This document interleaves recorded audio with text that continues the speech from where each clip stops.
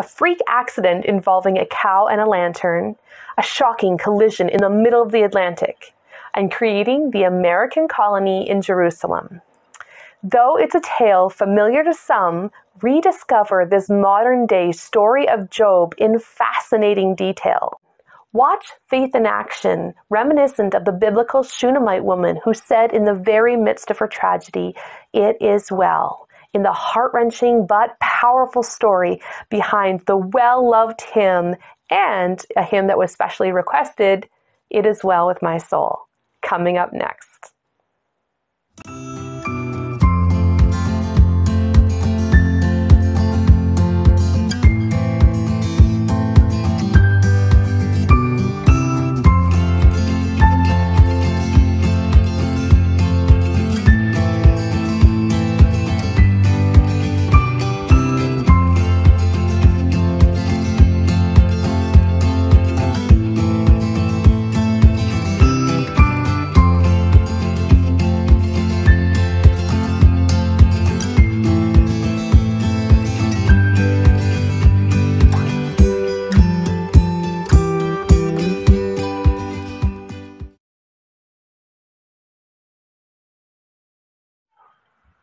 Horatio Gates Spafford was a well-known American lawyer and elder in the Presbyterian Church.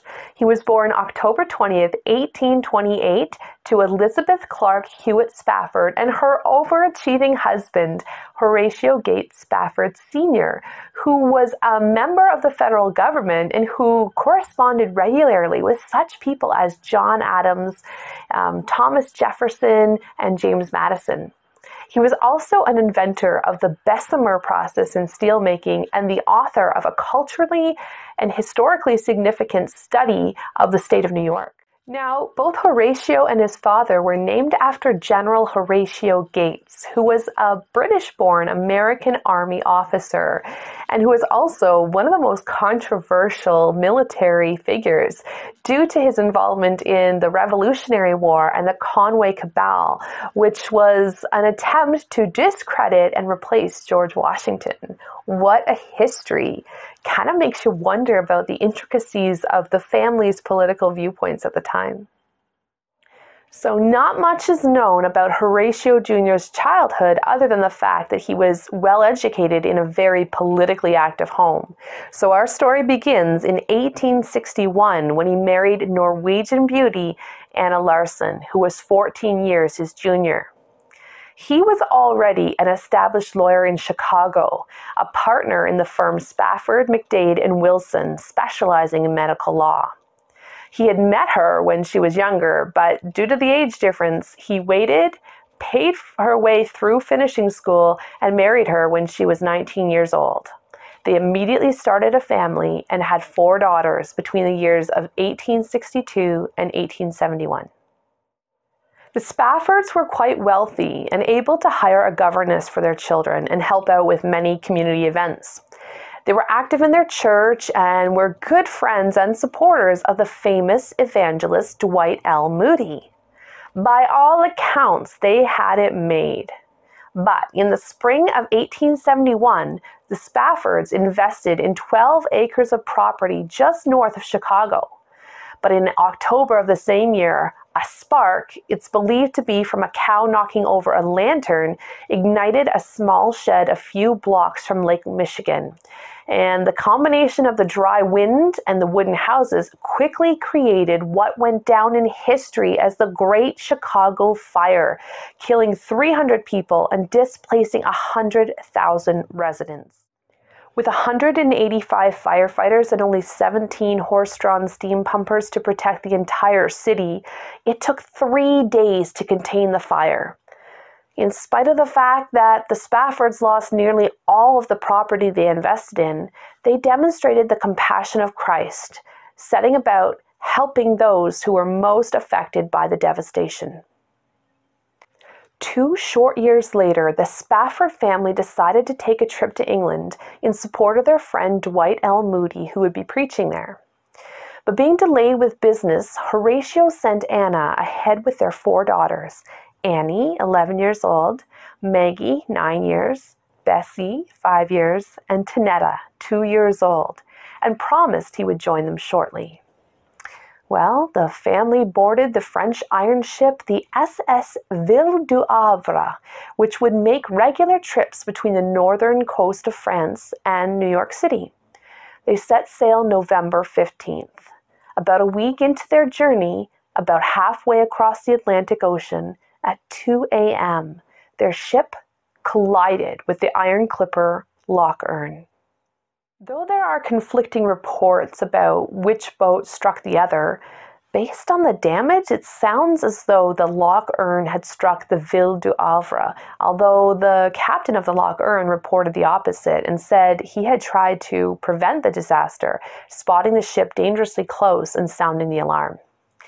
In any case, the collision was loud and violent, waking the passengers of the SS Ville du Havre and sending them running onto the deck, only to discover that the ship was sinking fast. The captain tried to assure his passengers that all was fine, but it was obvious the ship had nearly broken in half. Panic struck the passengers, and they rushed to put life jackets on and get the lifeboats into the water. But here's one of the most frustrating parts of the story.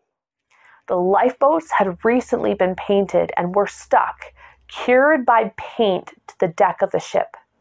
Only a few were able to be wrenched loose, and the passengers fought for those seats. In the midst of the chaos, two of the ship's mizzen masts, which are the masts after the main mast, collapsed, destroying two lifeboats and killing several passengers. Anna Spafford huddled with her daughters, the governess, and the ministers in one corner of the ship. Her eldest daughter, Annie, seeing that her mother was having trouble holding her 2-year-old sister, helped reinforce the embrace. Everything happened so fast, and as the ship began to sink, the group was pulled violently down into the water. Heavy debris crashed down upon them, likely the mizzen masts, and badly bruising Anna's arms and knocking little Tanetta out of her grip. In the water,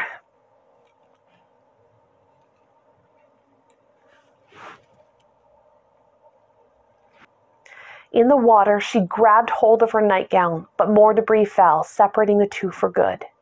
She desperately reached out for her daughter, but only ended up grabbing onto a man's leg, which, by the sounds of it, may have been severed. Anna swirled around in a whirlpool and then surfaced near the Loch Earn, where she grabbed onto a plank, barely conscious, and her nightgown shredded. And there she was rescued. It was also reported that a young male passenger who had been clinging to a piece of wood found Maggie and Annie and instructed them to each hold onto one of his pockets while he paddled, looking for wood large enough for the three of them. After about 30 to 40 minutes in the cold water, he found a larger piece and helped the girls climb onto it. But sadly, one by one, they lost their strength, closed their eyes, and died, eventually dropping off, floating away, the young male too paralyzed by the cold to hold on to them. From the time the collision had occurred, only 12 minutes had passed before the SS Ville du Havre sank. Captain Robertson of the Loch Earn ended up rescuing 61 passengers and 26 crew, including Anna and possibly the governess. Tragically, though, 226 souls were lost. The Loch Earn, having also sustained significant damage, sent out a mayday, and the American cargo ship, the Tremountain, came and rescued all on the Loch Earn before she too sank. Anna was in deep despair, and on the journey to Wales, many passengers took turns looking after her, as they were afraid she would take her own life. She was heard to state that God had given her 4 daughters, and now they were taken away, and that one day she would know why. But she also reported that at one point in the journey, a voice spoke softly to her soul and told her that she was spared for a purpose, and she remembered what a friend had once said. It's easy to be grateful and good when you have so much, but take care that you are not a fair-weather friend to God. 10 days later, the Tremountain pulled into port in Wales, and Anna sent the heartbreaking cable to her husband, "Saved alone, what shall I do?" This was something that Horatio would eventually frame and hang in his office. He immediately set sail on the next ship out, and while on board, the captain called him to the bridge and informed him that they were passing over the site of the shipwreck. When he returned to his cabin, he penned the lyrics to It Is Well With My Soul, and a few days later, he wrote a letter to his sister-in-law Rachel saying, "On Thursday we passed over the spot where she went down, in the mid-ocean waters, 3 miles deep. But I do not think of our dear ones. They are safe, folded, the dear lambs."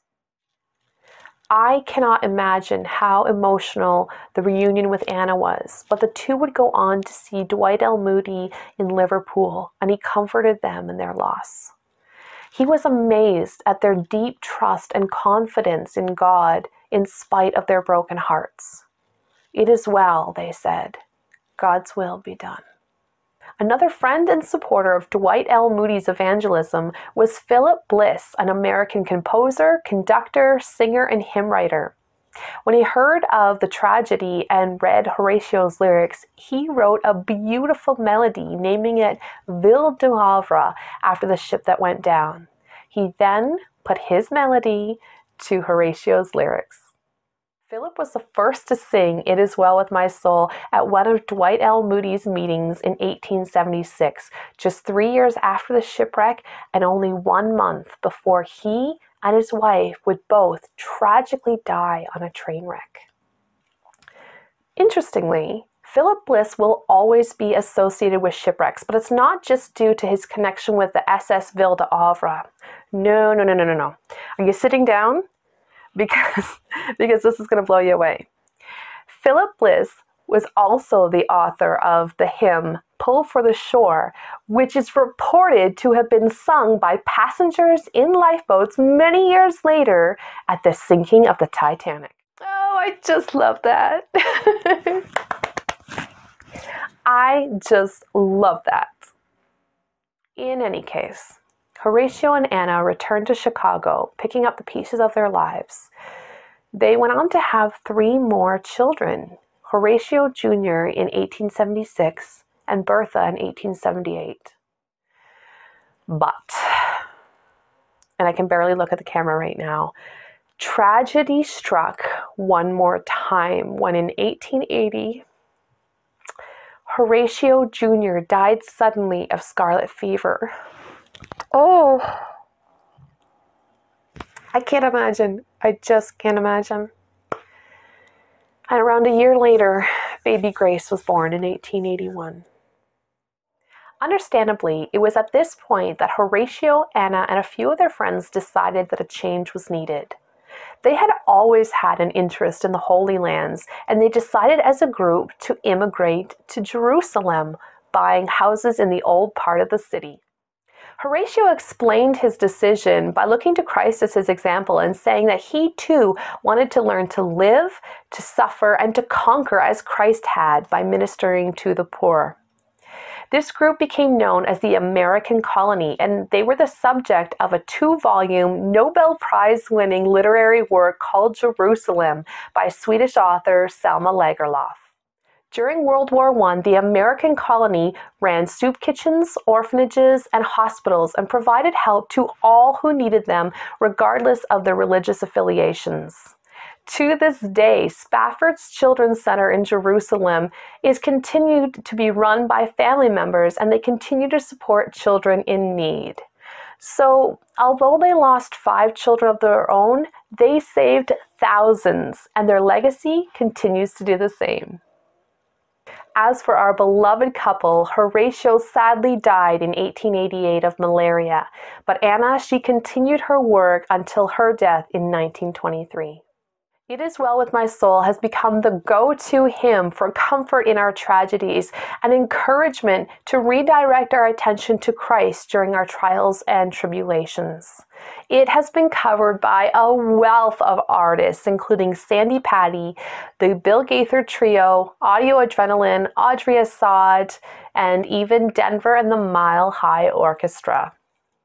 In preparing for this video, I discovered two versions of this song I had never heard before, and I just love them. The Tabernacle Choir at Temple Square performs a raw, emotional dramatization of the highlights of this story put to narration and song. And the Austin Stone live worship version is raw, genuine, and inspirational. I'll leave the links in the description below. I hope you like them as much as I did. My name is Veronica, and thank you for joining me on this epic journey back to the 1800s. It's my prayer that this testimony, which has been lost to most of this generation, reminds you that God takes a personal interest in your tragedies and validates the biblical truth found in 1 Peter chapter 5, verse 10, which says, "After you have suffered a little while, the God of all grace, who calls you to his eternal glory in Christ, will himself restore, confirm, strengthen, and establish you." Please consider subscribing if you haven't already, and share with family, friends, church members, or anyone that you think would be inspired by this video and this channel. Don't forget to turn notifications on so you'll be alerted to the next video, because maybe I'll be covering your favorite hymn. Until then, may God bless you and keep you. Bye-bye now. Can't get enough of our epic adventures? In an attempt to turn Faithbook into Faithbook, a woman song ministry has a brand new page where you can easily share the adventures, keep up to date on announcements, and go behind the scenes of movie making. Share your thoughts, your opinions, learn about special missions, and take part in great giveaways. I can't wait to see you there. Until then, may God bless you and keep you. Bye-bye now. When peace like a river attendeth my way, when sorrow like sea billows roll, whatever my lot, you have taught me to say, it is well with my soul.